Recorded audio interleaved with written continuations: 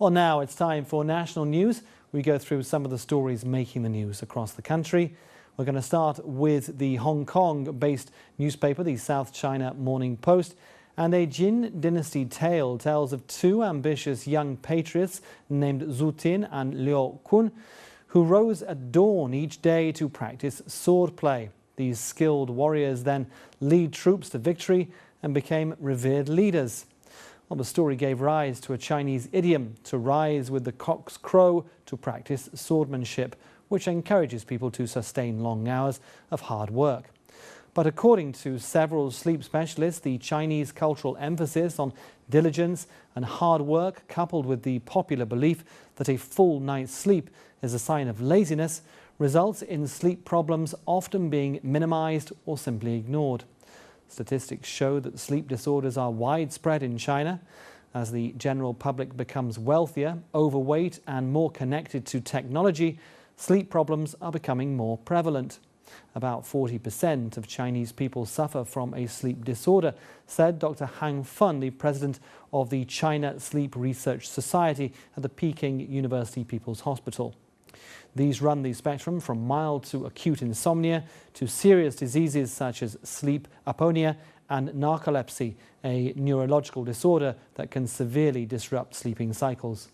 All of these conditions have serious health effects and incur broader costs to society from lost productivity and accidents. Well, those claims were echoed in a recent survey by the Chinese Medical Association. In Beijing and Guangzhou, where living costs are high and competition for housing and jobs is fierce, 80% of respondents said day-to-day stress affected their sleep. But modern pressures are not the only hindrance to a good night's sleep.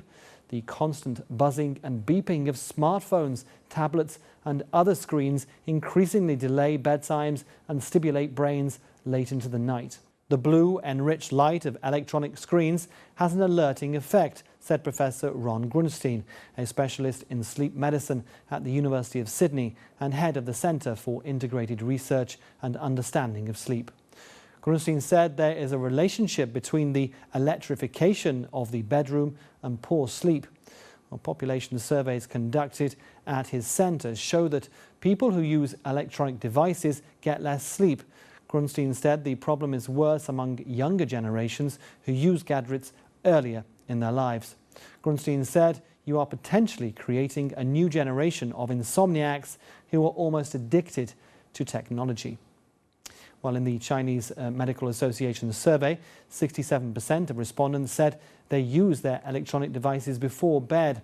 Another modern lifestyle development resulting in more lost sleep across China is a rising rate of obesity, which is closely linked with sleep apnea, according to the Harvard School of Public Health.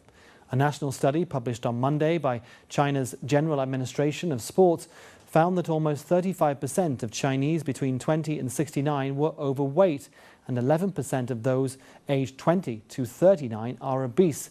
That's an increase of 2% since 2010. Even if modern Chinese slimmed down and turned off their phones, Han said there would always be a high rate of sleep apnea in China due to the shape of many Chinese faces. Well, I'm not quite sure what the shape of many faces relates to sleep loss, but certainly getting sleep in the big city does seem to be more difficult here in China for some reason.